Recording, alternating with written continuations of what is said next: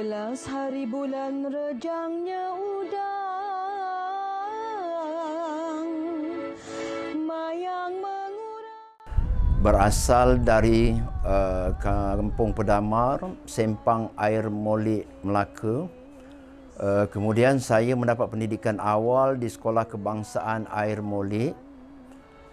Seterusnya mendapat pendidikan seterusnya di Sekolah Menengah Tun Mutahir dan Sekolah Menengah Munshi Abdullah sehingga tingkatan 6 atas pada tahun 1978.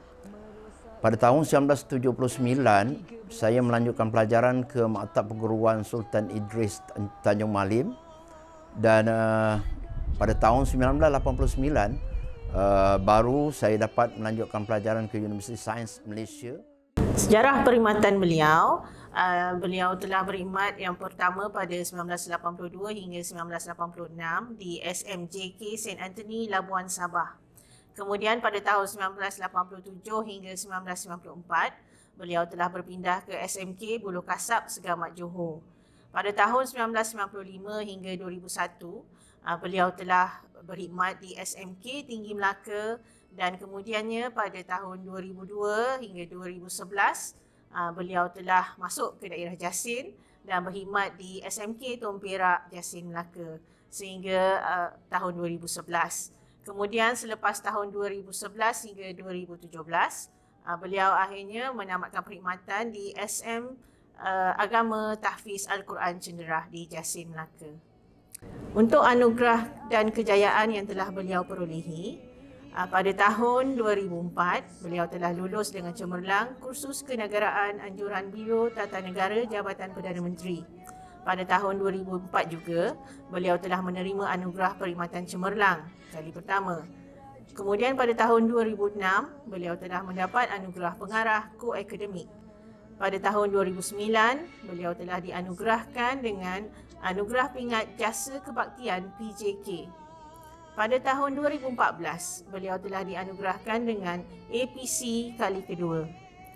Kemudian pada tahun 2016, beliau telah menerima anugerah peningkatan tertinggi mata pelajaran Bahasa Melayu daerah Jasin.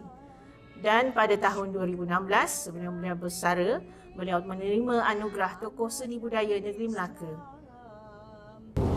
Antara pelibatan beliau dalam perkhidmatan adalah sebagai hakim, fasilitator penceramah dan juga jurulatih serta pengacara majlis dan penulis puisi. Antara pelibatan dalam sebagai hakim ialah hakim pidato pra-universiti, hakim deklamasi sajak dan syair, hakim bahas peringkat kebangsaan dan juga hakim pantun. Sementara fasilitator, beliau pernah menyertai bengkel pembinaan bahan PDP, fasilitator dalam pemunian buku panduan PDP Bahasa Melayu dan juga terlibat sebagai fasilitator perkampungan penulis muda. Beliau juga terlibat sebagai penceramah dan juga jurulatih dalam bengkel teknik menjawab soalan Bahasa Melayu serta jurulatih Bahasa Melayu Komsas. Akhir sekali, beliau juga terlibat sebagai penulis puisi, terutamanya menulis puisi khas sempena persaraan 3 orang pengarah Jabatan Pendidikan Negeri Melaka. Antara sumbangan khas yang telah disumbang oleh beliau ialah terlibat dalam rakaman nazam di rancangan Senandung Rakyat TV1 2019 sebagai tokoh nilai.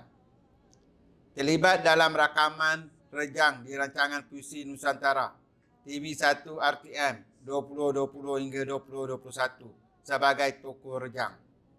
Pakar rujuk bagi rancangan Puisi Nusantara TV1 RTM Kasidah Burdah tahun 2020 hingga 2021. Mewakili Malaysia ke Pertemuan Penyair Selat Selatan Nusantara sebagai wakil Malaysia mendeklamasikan puisi Ku Datangi Rumahmu 2004.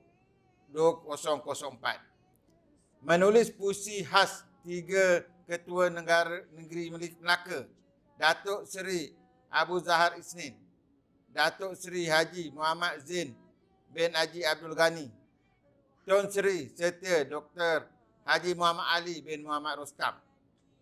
Menghasilkan kumpulan puisi Langkah Uzlah 2021. Menghasilkan Kumpulan Puisi Cermin 2021. Jika hari ini seorang raja bertahta, dia bermula daripada seorang guru yang mengajar. Jika hari ini seorang hakim menang bicara, dia daripada guru.